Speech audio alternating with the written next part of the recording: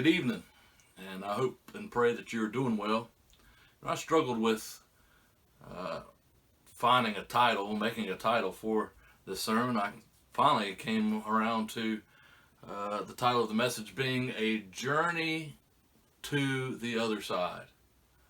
I think that'll make more sense once we get into it here, but a journey to the other side. Have you ever asked the question, what is the Lord up to?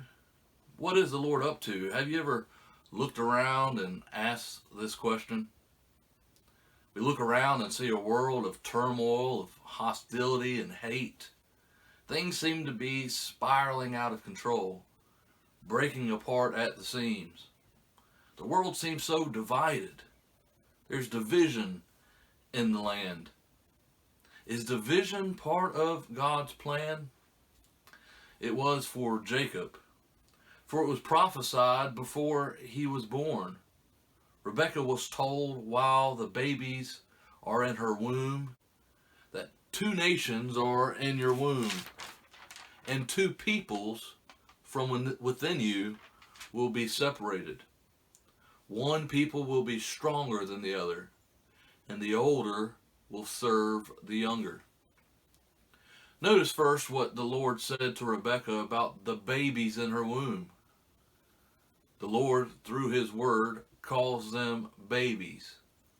Babies jostling each other within her. These babies are within her. They are not her. They have their own movement, their own actions.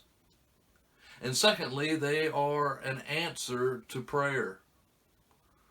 For you see, Rebekah was childless. She was unable to conceive. Isaac and Rebekah were married and they wanted children. They needed children to continue the promise of God. You know, there are some that want and need children, but for one reason or another are unable. And there are some who are able to have children, but for one reason or another, they have their children taken away and are placed in foster care. Did you know, according to the Adoption and Foster Care Analysis and Reporting System, there are approximately 420,000 kids in foster care in the United States, averaging around 500,000 children annually. Foster care provides a temporary home for a high amount of children throughout the United States. And some of the stories that I've heard about the overloaded and broken foster care system breaks my heart. Some of the homes are overloaded and overcrowded, houses filled with 6 to 12 children taken in and neglected, seen as a number in order to collect a check. Some are unable to have children. They want children. Others have children and lose their children to a system. They have them taken away. Isaac and Rebekah wanted children, and for a time they were unable.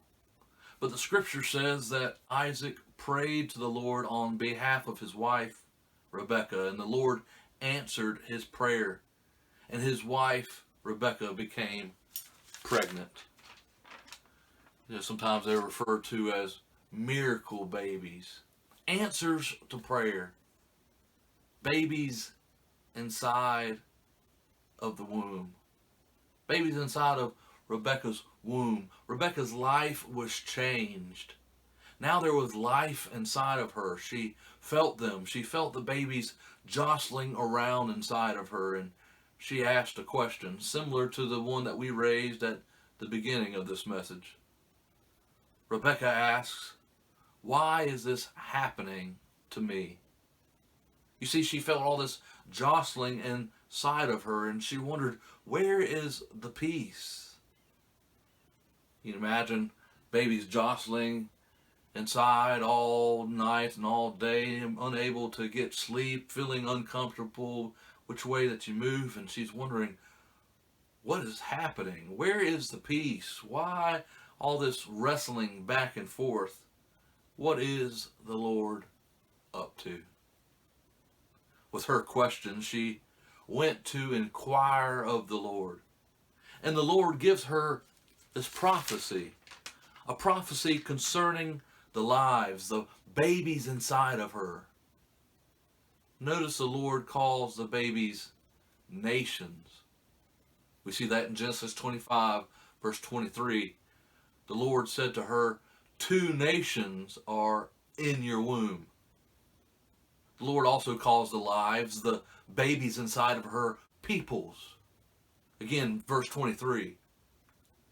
2 nations are in your womb, and 2 peoples from within you. Notice that Rebekah is not one of the nations, but she is distinct. Notice that Rebekah is not one of the 2 peoples God prophesies about. The 2 nations refers to the twins inside of her. The 2 nations and the 2 peoples are referring to the babies in her womb, Esau and Jacob. They are the 2 nations and the 2 peoples in the prophecy. Rebekah is told that they will be separated. Division is prophesied about. Separation would occur. It is part of the plan. It will happen. And there are clear differences between the 2. One people will be stronger than the other, and the older will serve the younger.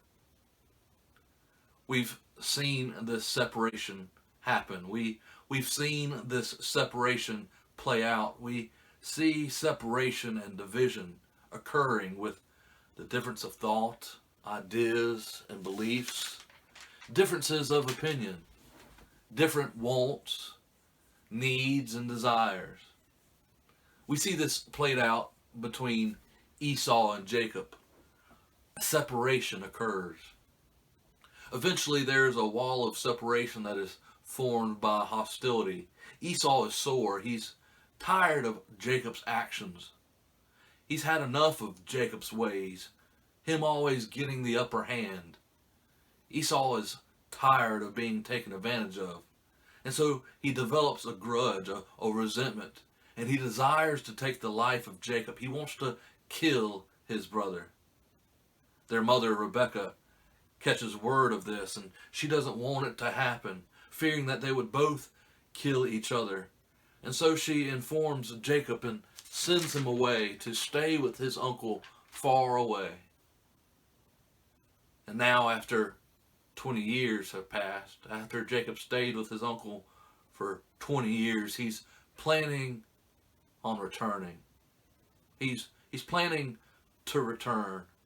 He is making his way back to the land where his brother is, and Jacob is afraid. He's afraid that Esau will attack him and his family. Jacob knows that God is with him. He continues to have spiritual experiences and encounters throughout his journey. We see that the Lord speaks to him. It is the Lord's directive to Jacob that tells him to make his return. In Genesis chapter 31, verse 3, the Lord said to Jacob, "Go back to the land of your fathers and to your relatives, and I will be with you." You see, Jacob is returning with a promise. The Lord has promised to be with him on his journey. The Lord has intervened and protected Jacob from his uncle Laban. Balance and peace was made between the 2. But now Jacob must face another challenge. He must confront his brother Esau, and he doesn't know what awaits him, how his brother will respond and react. Jacob, on his way, is met by angels, messengers of the Lord. And Jacob has a message of his own. He sends his own messengers ahead of him to his brother Esau in the land of Seir, the country of Edom. In Genesis 32, verse 4, he instructed the messengers. He instructed them telling them, "This is what you are to say to my lord Esau.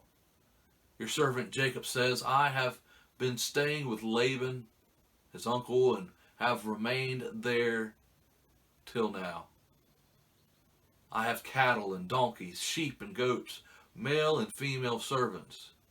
Now I am sending this message to my Lord, that I may find favor in your eyes." We see here that Jacob is trying to establish peace. Notice how he refers to Esau as my Lord, a sign of recognition and respect. He's about to enter a land where Esau has established himself. Jacob refers to himself as Esau's servant. Jacob essentially gives his brother courtesy and a progress report. Things are going well. I'm doing well for myself. I have acquired much while I was away.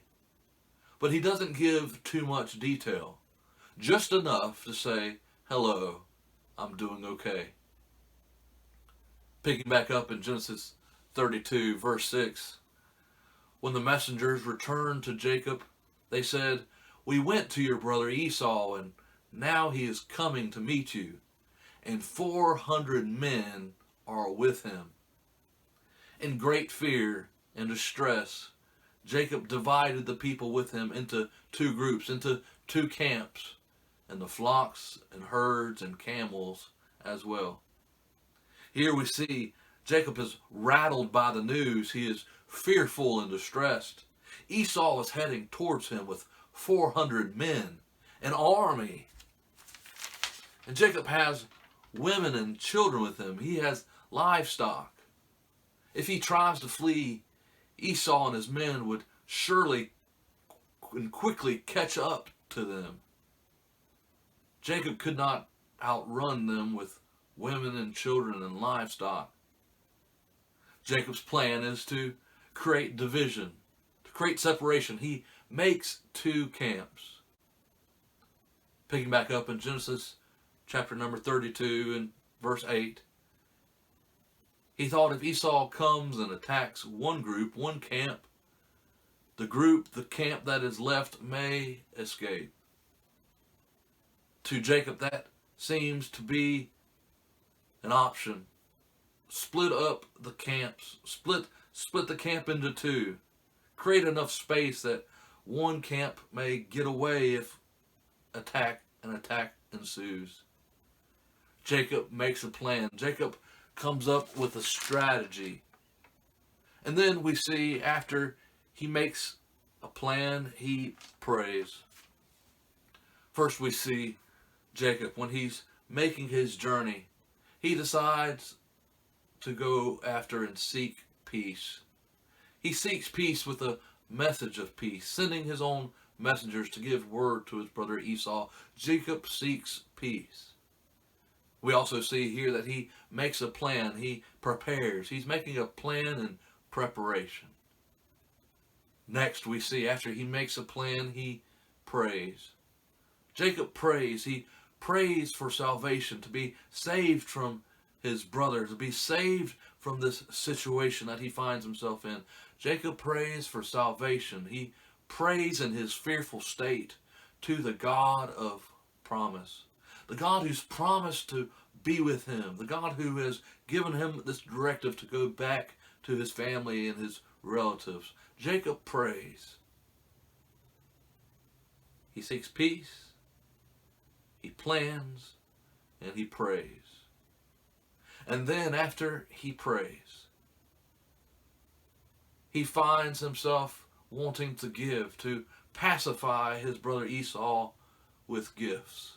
To pacify, to allay the anger or agitation, to soothe. We often think of the word pacifier. You give a pacifier to a child to soothe. Here, Jacob is wanting to give, to pacify Esau with gifts, to allay the anger or agitation, to soothe, to appease, to propitiate, to restore to a tranquil state. Today, are you wondering what the Lord is up to Maybe there's a situation in your life. Maybe there's some difficulty. Maybe it's when you turn on the news and you hear all this information. You hear of all this stuff that's going on around us, and you begin wondering and questioning, what is the Lord up to? Are you fearful and distressed about what the future holds, about what lies ahead? Are you looking for some peace? Are you seeking peace? Have you made a plan about how you're going to go about finding peace and making peace? Are you praying and believing in the God of promise? Are you doing all that you can to pacify, to soothe the situation, to restore tranquility? You know, it can be easy to look all around us and see the division and aggression and hostility. And when we see these things, it's easy to become fearful and distressed. But it's important for us to know who goes with us. The God of promise. He has a plan to get us safely to the other side. We can trust Him. Hold firm to the motto, to the saying, in God we trust. I pray that we are holding on to that we continue to cling on to that motto that served us so well. In God we trust. And help us to be people who go after peace, who seek reconciliation, that we do our part to take action. I pray that this message has been a blessing to you, and I pray that you have a blessed rest of the week. And until next time, bye-bye.